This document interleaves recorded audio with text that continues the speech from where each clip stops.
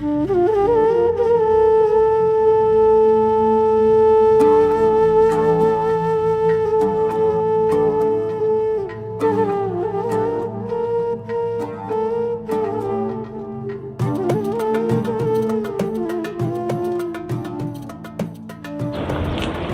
shalom, my name is Todd Bennett, and I'd like to welcome you to this latest episode of the Leaving Babylon series.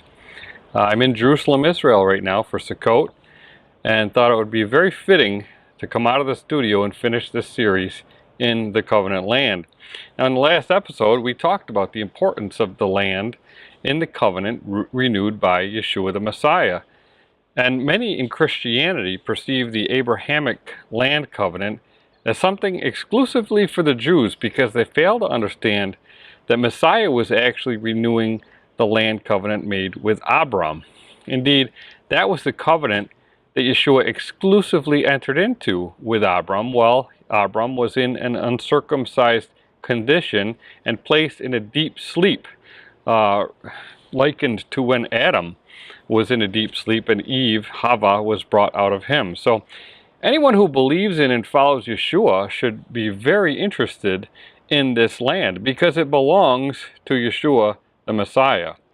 And this is where he will establish his kingdom, and this is where he will reign with his bride. And this becomes more obvious when we look at the patterns of the covenant that we read about in the scriptures.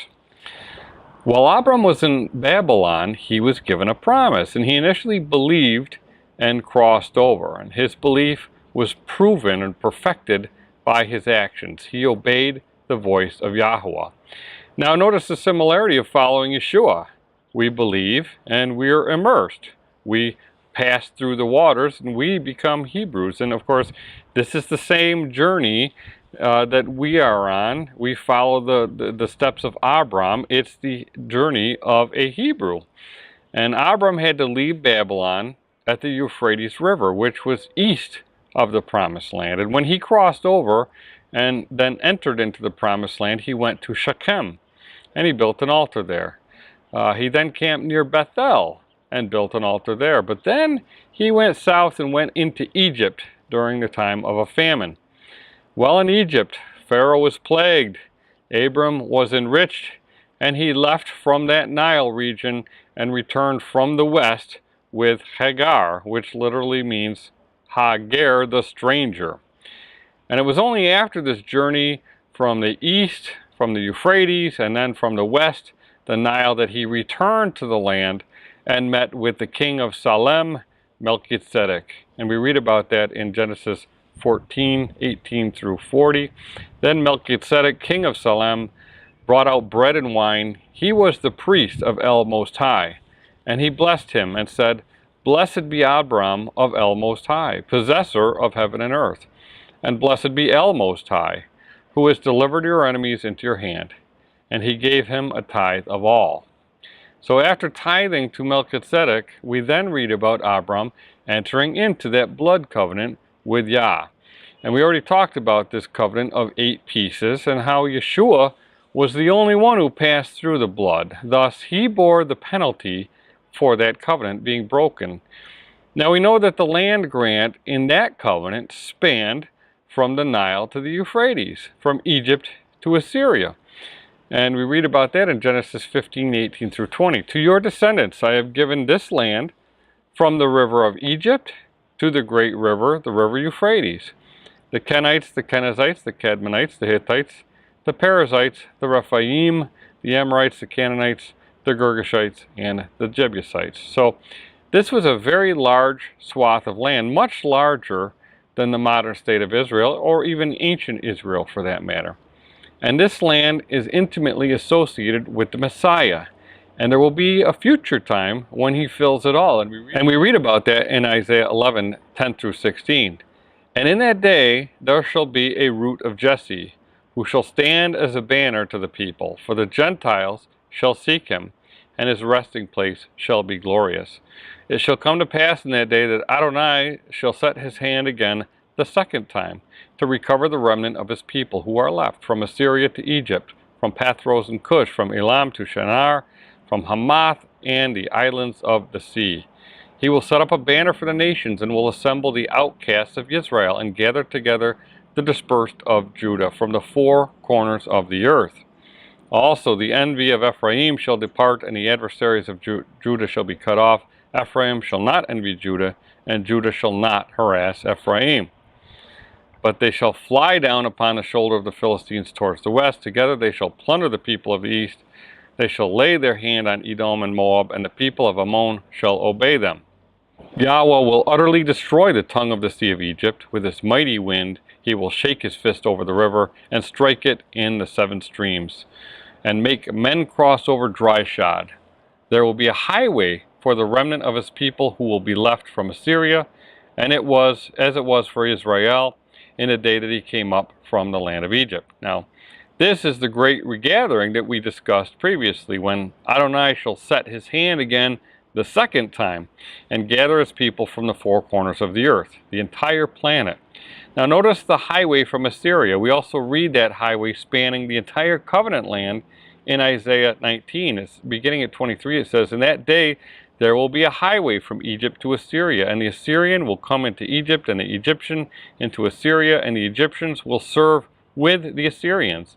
In that day Yisrael will be one of three with Egypt and Assyria, a blessing in the midst of the land, whom Yahweh of hosts shall bless, saying, Blessed is Egypt, my people, and Assyria, the work of my hands, and Yisrael, my inheritance." Now it's very important to recognize that the covenant land for the uncircumcised Abram spans from Egypt to Assyria. And this represents the nations who will be drawn to Yahweh. We then see the covenant of circumcision narrowing to the land of Canaan, and we read about that in Genesis 17, 7 through 12. It says, "And I will establish my covenant between me and you and your descendants after you in their generations, for an everlasting covenant, to be Elohim to you and your descendants after you. Also, I give to you and your descendants after you the land in which you are a stranger, all the land of Canaan, as an everlasting possession, and I will be their Elohim. And Elohim said to Abraham, As for you, you shall keep my covenant, you and your descendants after you, throughout your generations. This is my covenant which you shall keep between me and you and your descendants after you. Every male child among you shall be circumcised, and you shall be circumcised in the flesh of your foreskins. And it shall be a sign of the covenant between me and you. He who is 8 days old among you shall be circumcised, every male child in your generations. He who is born in your house, or bought with money from any foreigner who is not your descendant." So with the uncircumcised Abram, the land spanned between two great rivers, and then when Abraham became circumcised and spilled his own blood and the blood of his household, the covenant land became smaller and more focused. We then see patterns emerge through this covenant seed. Jacob went to the east, Padam Aram, back to the Euphrates. He raised a family and brought them from the Euphrates and camped at Sukkot before returning to the land, where he went to Shechem and then Bethel, where he finally became Yisrael.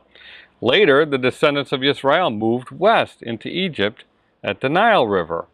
They later returned from the west and camped at Sukkot before proceeding toward the promised land. So this provides us with an incredible prophetic picture of how the covenant land will be filled from the Nile to the Euphrates through Sukkot, the appointed time of the 7th month. We later see David uniting the divided tribes of Israel into one kingdom. He made Jerusalem the capital of that kingdom, and he set up his throne in Zion, the city of David, where he also set up the tabernacle of Yahuwah. So we see that the kingdom is set up in degrees, and the closer you get to Zion, the closer you get to the king. And while some will visit, others will dwell there. And this is a picture of the restoration back to the garden. Remember that Eden was like the promised land, and there was a garden planted east of Eden, just like Jerusalem. And in that garden contained the tree of life, just like the renewed Jerusalem will once again contain the tree of life for those who are permitted to partake of it. The renewed Jerusalem is for Yisrael. And remember how we talked about Isaiah 66:8 and how many people try to apply that text to the formation of the modern state of Israel. And that's really not accurate. Again, Isaiah 66 is talking about the birthing of children from Zion through the Messiah, who will ultimately judge and establish the kingdom, resulting in renewed heavens and a renewed earth. And interestingly, the verse that so many refer to the 1948 formation of the modern state of Israel, it says, shall a nation be born at once? And the word for nation is goy, and goy typically refers to a heathen nation. And there's an interesting word play in there. It says, echad em yaled goy pa'am echad. And the phrase is surrounded by echad, which means one or unified. And we then see the contrast between em and am surrounding the birth of the child. And that was the same thing that we saw with the renaming of Jacob to Yisrael in a previous episode. The text then goes on to state, for as soon as Zion was in labor, she gave birth to her sons. And in Hebrew we read, she gave birth to her sons. So these sons are the sons of Elohim brought into the kingdom by the Messiah. And this will be accomplished through the Messiah, not the United Nations or some declaration of a modern state of Israel. This is not some political movement or group that claims that their mother was Jewish. And remember that Zion or Zion is the city of David. It's the heart of Jerusalem. It's where the bride will dwell with the king. It will be a set apart place, holy. And this is not what we have today. We actually are given a beautiful picture of the bride in Zion in Isaiah 4. Beginning of 1, it says, and in that day 7 women shall take hold of one man, saying, we will eat our own food and wear our own apparel, only let us be called by your name, to take away our reproach. And in that day the branch of Yahuwah, the Messiah, shall be beautiful and glorious, and the fruit of the earth shall be excellent and appealing for those of Yisrael who have escaped. And it shall come to pass that he who is left in Zion and remains in Jerusalem will be called set apart, everyone who is recorded among the living in Jerusalem. When Adonai has washed away the filth of the daughters of Zion and purged the blood of Jerusalem from her midst by the spirit of judgment and by the spirit of burning, then Yahuwah will create above every dwelling place of Mount Zion and above her assemblies a cloud and smoke by day and the shining of a flaming fire by night, for over all the glory there will be a covering. And there will be a tabernacle for shade in the daytime from the heat, for a place of refuge, and for a shelter from storm and rain. Now the Hebrew gives us more clarity as we read that Jerusalem will be washed by blood, the blood of the Messiah, and the glory will be a covering, al-kol kavod chuppah, and it means over all the kavod will be a chuppah. And the kavod is the glory of Yahuwah. It's the same cloud and fire that was over the tabernacle, the tent of Yah in the wilderness, will now be a chuppah over every dwelling place on Mount Zion. And of course the chuppah is the covering provided by a husband over his bride, and a traditional Hebrew wedding takes place under a chuppah. And amazingly, in the Hebrew we read that this tabernacle that provides shade is actually a sukkah. And I'm currently in Jerusalem celebrating Sukkot, and I'm filming this under a sukkah. So we see a picture of the bride dwelling on Mount Zion under the sukkah, covered by the chuppah of the Messiah, the branch. And now remember that a sukkah is a temporary dwelling. This dwelling that I'm under now will be taken down when the feast is over. It's not meant to be permanent, but Isaiah is referring to a temporary situation until the final fulfillment of Sukkot, which we read about in Revelation 21. And beginning at 1, it says, now I saw a renewed heaven and a renewed earth. For the first heaven and the first earth had passed away. Also there was no more sea. Then I, John, saw the holy city, the set-apart city, renewed Jerusalem, coming down out of heaven from Elohim, prepared as a bride adorned for her husband. And I heard a loud voice from heaven saying, behold, the tabernacle of Elohim is with men, and he will dwell with them, and they shall be his people. Elohim himself will be with them and be their Elohim. And then it talks, of course, about the fact that there will be 12 gates into this city, and each gate will be have one of the names of the tribes of Israel on it. And it will actually be set up just like Israel camped in the wilderness when they left Egypt. So this will be a fulfillment of that bride, the promised bride. And this is Zion finally descending through a renewed heaven to a renewed earth, fulfilling the land covenant. And it's all about the Messiah and his bride. So if you believe in the Messiah and you follow him and follow his commandments, then you need to be very interested in this land, because it is an integral part of the renewed covenant. And of course, this renewed covenant and the return to the land will result in the restoration of mankind to the garden. And we read about that in Revelation 22:2. It says, "In the middle of its street and on either side of the river was the tree of life, which bore 12 fruits, each yielding its fruit every month. The leaves of the tree were for the healing of the nations." Again, Sukkot is about bringing the nations back to Elohim. And we read in Revelation 22:14, "Blessed are those who do his commandments, that they may have the right to the tree of life and may enter through the gates into the city." Now notice this is about those who obey, and it's the same as it was in the garden. Those who are in covenant and obey can go into the city and they can partake of the tree of life. But those who do not cannot. Now this is where it's important to stay focused on the Messiah when we consider this ultimate fulfillment of the land covenant, because remember that the covenant was broken by both houses of Yisrael. They were both expelled from the land because of their disobedience. They could only return to the land through a renewed covenant. And just like when Yisrael broke the covenant at Sinai and Moses had to act as a mediator and renew the covenant, both houses need a mediator like Moses. And it was promised that there would be one who would come like Moses. In Deuteronomy 18 through 19, we read, "I will raise up for them a prophet like you from among their brethren, and will put my words in his mouth, and he shall speak to them at all that I command him.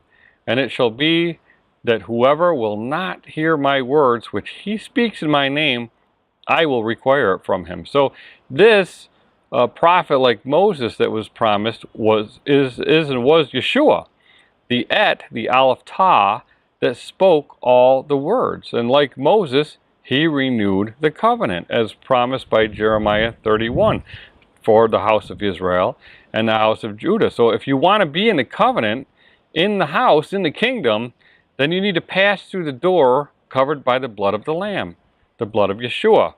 And that's the only blood that will wash Jerusalem and cover the bride Zion. Again, the kingdom is a matter of degrees, and Yeshua made that very clear when he spoke in Matthew 5, beginning at 17. "Do not think that I came to destroy the Torah or the prophets. I did not come to destroy, but to fulfill. For assuredly I say to you, till heaven and earth pass away, one jot or one tittle will by no means pass from the Torah till all is fulfilled. Whoever breaks one of the least of these commandments and teaches men to do so shall be called least in the kingdom of heaven. But whoever does and teaches them, he shall be called great in the kingdom of heaven. For I say to you that unless your righteousness exceeds the righteousness of the scribes and Pharisees, you will by no means enter the kingdom of heaven." So this is a really profound statement, because he's basically saying that your position depends on the degree of your obedience. And he also says that the Pharisees aren't getting in. Now typically when a Christian reads about the law and the commandments, they think the Pharisees are the ones that are doing them, and if we do them, we put ourselves under bondage. But that's not the case at all. The Pharisees weren't doing the commandments, and we need to be doing the commandments if we want to partake of the tree of life, enter through the gates, and be part of this kingdom. So I know many people who come into the realization that they need to obey the Torah.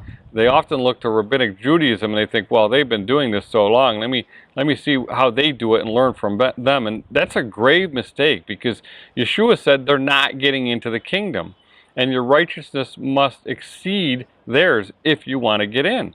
And of course, Rabbinic Judaism traces directly back to the Pharisaic sect. And it's absolutely unthinkable that anyone who believes and follows the Messiah would look to Rabbinic Judaism for guidance, especially after what he said about them.